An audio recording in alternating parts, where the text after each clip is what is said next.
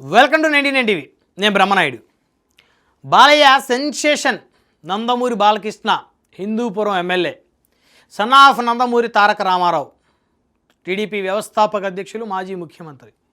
మరొక ఆయన బావ నారా చంద్రబాబు నాయుడు గారు, రాష్ట్ర ముఖ్యమంత్రి.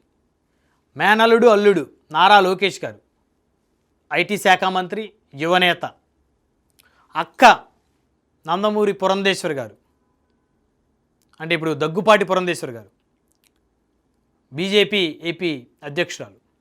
అది బాలయ్య బాబు గారి బ్యాక్గ్రౌండ్.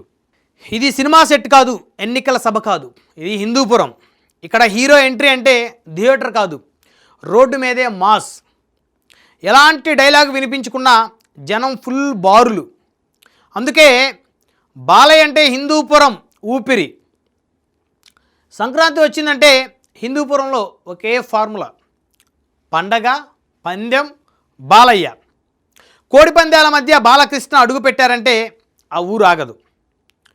డీజే లేదు, స్క్రిప్ట్ లేదు, కానీ జనం మాత్రం ఫుల్ ఊరమాసు. బాలయ్య చుట్టూ గుమ్ముగూడిన అభిమానులు. హిందూపురంలో ప్రతిధ్వనించిన బాలయ్య పేరు. సెల్ఫీలు, చేతులు కలిపిన క్షణాలు. బాలయ్య చిరునవ్వు ఒక్క సెకన్ అయినా చూసుకుంటే చాలు, ఆ అభిమాని తన జీవితం ధన్యమైనట్లు ఫీల్ అవుతాడు. ఆయన తిట్టినా, ఆయన కొట్టినా, ఆయన అభిమాని మాత్రం ఆయన్ని వదిలిపెట్టి వెళ్ళే పరిస్థితే ఉండదు. బాలకృష్ణ అంటే కేవలం నటుడు కాదు, హిందూపురం వాసులకు ఆయన కుటుంబ సభ్యుడు. ప్రస్తుతం 3వసారి శాసనసభ్యుడు. కష్టం వస్తే ముందుంటాడు, పండుగ వస్తే మధ్యలో ఉంటాడు. అందుకే ఎన్నికల టైం కాకపోయినా బాలయ్య రచ్చ ఇక్కడ నాన్ స్టాప్. ఇక్కడ కోడి పందాలు కేవలం ఆట కాదు, ఇది గ్రామీణ సంస్కృతి, ఇది సంక్రాంతి ఆనవాళ్ళు. ఆ సంప్రదాయానికి బాలయ్య మద్దతు ఇస్తే అది అభిమానులకు పండగే పండగ. సినిమాల్లో మాస్, రాజకీయాల్లో క్లాస్, ఇదే బాలయ్య స్టైల్. ఎంత పెద్ద స్టార్ అయినా తన నియోజకవర్గంలో మాత్రం సామాన్యుడిలా తిరిగే నాయకుడైన. అందుకే హిందూపురం అంటే బాలయ్య, బాలయ్య అంటే హిందూపురం. జనవరి 2025 రివైండ్.